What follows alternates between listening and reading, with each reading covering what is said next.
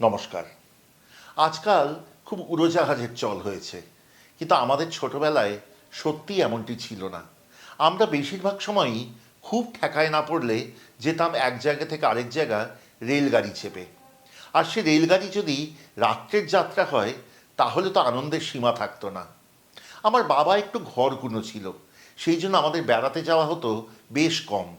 সেই জন্যই কিন্তু বোধহয় সে আনন্দ হতো আরও বেশি যখন বেড়াতে যেতাম। কলকাতা থেকে পুরী, দার্জিলিং, বাঙালিরা যেসব জায়গায় যায় আর কি সাধারণত, সব রাতের ট্রেনে যেতাম। সে ছিল অদ্ভুত এক মজা। লট বহর সুটকেস পাতি যা যেত তা তো যেতই, কিন্তু তাছাড়া যেত আরও তিনটি জিনিস। একটি ফ্লাস্ক, তাতে ভরা গরম চা। তাছাড়া যেত সবুজ রঙের হোলডল, বেল্ট বাঁধা, তার মধ্যে থাকতো বিছানাপাতি। আর যেত একটি আলাদা ব্যাগ, তাতে থাকতো খবরের কাগজ, বেশ কিছু কাগজের প্লেট আর টিফিন ক্যারিয়ার। এবার যখন স্টেশনে নামা ছেঁকে ধরতো কুলির দল। তার মধ্যে বেছে নেওয়া হতো বেশ শক্তপোক্ত গোছের একজন মানুষকে। তিনি সব কিছু নিয়ে আগে আগে দিতেন দৌড়। এমনই সে দৌড় যে তার পেছনে পেছনে এঁটে ওঠা যায় না। আমরা সবাই সাথে সাথে হাঁপাতে হাঁপাতে পেছন পেছন তার দৌড়চ্ছি এবং সমানে ভয় পাচ্ছি যদি তিনি দৃষ্টিপথের বাইরে চলে যান। কিন্তু তা হতো না। তিনি আগে জেনে নিতেন কোন ট্রেনের কোন কামরা। আমরা পৌঁছবার অনেক আগেই দেখি তিনি গিয়ে সেখানে দাঁড়িয়ে আছেন, সামনে স্তূপীকৃত আমাদের জিনিসপত্র। তিনি কিন্তু ততক্ষণ যেতেন না যতক্ষণ না আমাদের জিনিসপত্র সব তুলে দিয়ে বুঝিয়ে দিতেন। এই রেলযাত্রায় খাবারের কিন্তু একটি নির্দিষ্ট নিয়ম ছিল। যখন তখন যা কিছু খাবে তা কিন্তু হবে না। ট্রেন প্রথম চলতে শুরু করবে তখন ছোটোখাটো কিছু খেতে পারো, যেমন ধরো লজেন্স, বিস্কুট, অল্প চানাচুর, চা। তারপর যখন ট্রেন গতি নেবে, বেশ দুলছে ট্রেন, সবাই যখন আড়মোড়া ভেঙে উঠে দাঁড়াচ্ছে, তখন খবরের কাগজ বের হতো। সেই খবরের কাগজ পাতা হতো ট্রেনের সিটে। তারপর বেরোতো কাগজের প্লেট, যা সবার হাতে হাতে দেওয়া হতো। এরপর বেরোতো সেই বহু প্রতীক্ষিত স্টিলের টিফিন বাক্স। টিফিন বাক্স বলা উচিত নয় আসলে, টিফিন ক্যারিয়ার, কারণ সে একটা বাটির ওপর আরেকটা, আরেকটা বাটির ওপর আরেকটা, দেখলেই কেন জানি মন আনন্দে ভরে ওঠে। সেই টিফিন বাক্স থেকে বেরোতো 3 কোনা পরোটা, তার সাথে মিষ্টি এবং একটি দুর্দান্ত রান্না, যা মা যাবার দিন দুপুরবেলা মেখে রেখে দিত এবং বিকেলের দিকে খুব তাড়াতাড়ি করে ফেলতো, ফেলে খানিকক্ষণ ঠান্ডা হতে দিয়ে তবে ভরতো টিফিন ক্যারিয়ারে। এই রান্নাটি হচ্ছে রেলযাত্রার টিফিন ক্যারিয়ার মুরগি। আজকে শিখব সেই অনবদ্য স্মৃতিমেদুর রান্না। চলুন শিখি।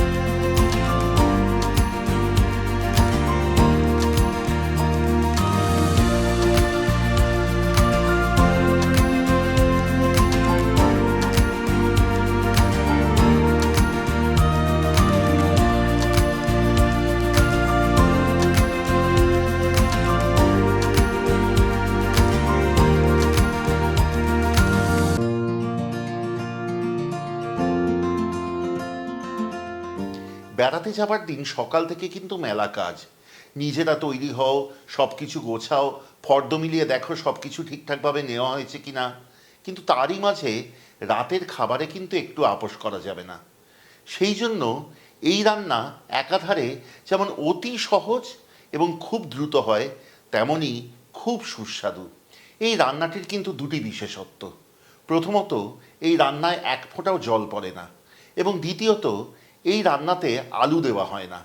এই দুটি একটি বিশেষ কারণে। রাত্রে যদি ট্রেন লেট হয়, যদি খেতে অনেক দেরি হয়, দুপুরের পর রান্নাটি করা হচ্ছে যেন খারাপ না হয়ে যায়। যদি জল পড়ে এবং আলু পড়ে, সেই রান্না তাড়াতাড়ি খারাপ হতে থাকে। সেই জন্য এই রান্নায় না পড়বে জল, না পড়বে আলু। এই রান্নাতে প্রথম মাংস মেখে নেব এবং তারপর কড়াইয়ে চাপিয়ে কষাবো। ব্যাস, রান্না শেষ। ভরে নাও টিফিন ক্যারিয়ারে, তারপর টাটা বাই বাই বলে চলো সবাই বেড়াতে। একটি বড় পাত্রে 1 কেজি মুরগির মাংস নিয়ে তাতে দিয়ে দিন 150 গ্রাম দই, 1 চা চামচ হলুদ, 2 চা চামচ পরিমাণ লঙ্কার গুঁড়ো, 1 চা চামচ ধনে গুঁড়ো, 1 চা চামচ জিরে গুঁড়ো, 2টি মাঝারি পেঁয়াজ বাটা, উঁচু করে নেওয়া 1 চা চামচ রসুন বাটা, উঁচু করে নেওয়া 1 চা চামচ আদা বাটা, স্বাদ অনুসারে নুন এবং 3 টেবিল চামচ পরিমাণ টমেটো সস।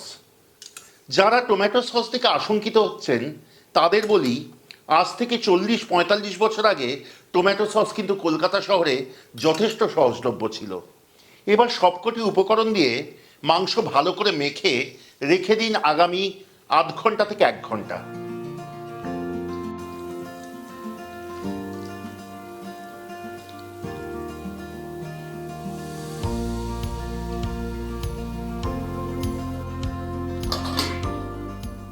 আধ ঘন্টা থেকে 1 ঘন্টা বাদে কড়াই আঁচে বসান। এবার তাতে ঢেলে দিন 4 থেকে 5 টেবিল চামচ পরিমাণ সর্ষের তেল। তেল গরম হলে ভাজতে থাকুন তাতে 1 কাপ বা তারও একটুখানি বেশি পেঁয়াজ কুচি।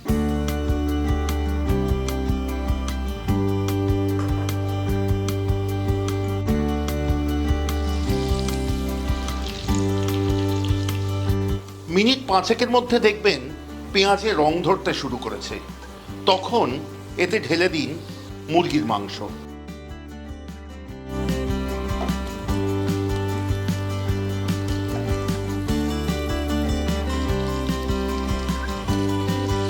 এইবার এই মাংস কষাতে থাকুন।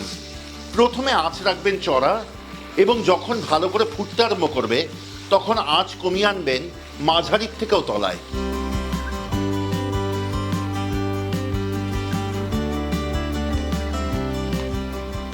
যতক্ষণ মুরগির মাংস কষানো হচ্ছে আপনাদেরকে বলি যে এই রান্নার জন্য কিন্তু মুরগির মাংস কখনোই বেশি বড় করে টুকরো করবেন না।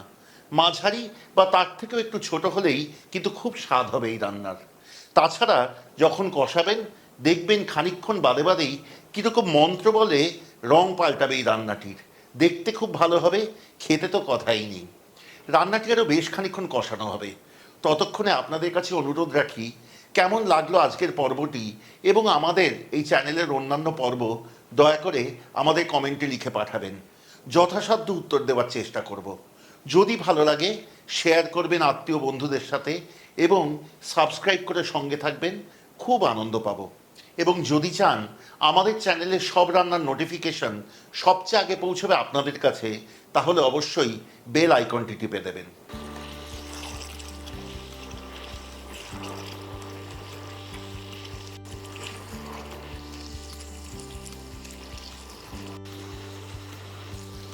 মিনিট 25-এর মাথায় দেখবেন এই রান্নায় দই এবং মাংস থেকে তেল পুরোপুরি ছেড়ে দিয়েছে। রান্নার রঙও অনেকটা গাঢ় হয়ে এসছে।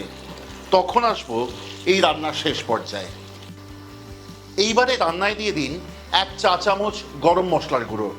বাঙালি গরম মশলার গুঁড়ো হলে সবচেয়ে ভালো হয়, অর্থাৎ এলাচ, লবঙ্গ এবং দারচিনি। তার সাথে দিন 1 চা চামচ চিনি এবং সবশেষে ওপর থেকে ছড়িয়ে দিন 1 থেকে 1.5 চা চামচ ঘি।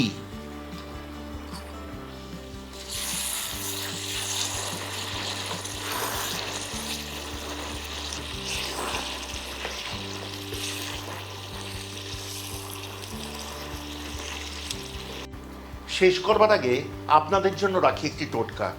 ঠিক যেমন আগে বলেছি কোন কারণে এই রান্নায় জল পড়ে না এবং আলু পড়ে না, তেমনই বলি এই রান্না আমাদের বাড়িতে যদিও সবসময় ট্রেন যাত্রায় খাওয়া হতো পরোটার সাথে, কিন্তু অনেক বাঙালি কিন্তু এই রান্না খান লুচির সাথে। তাঁরা ট্রেন যাত্রায় লুচি নিয়ে যান।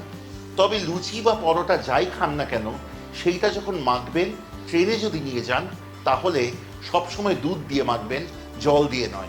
তাতে সুস্বাদুও হবে বেশি, নরমও হবে এবং ভালোও থাকবে বেশি দিন।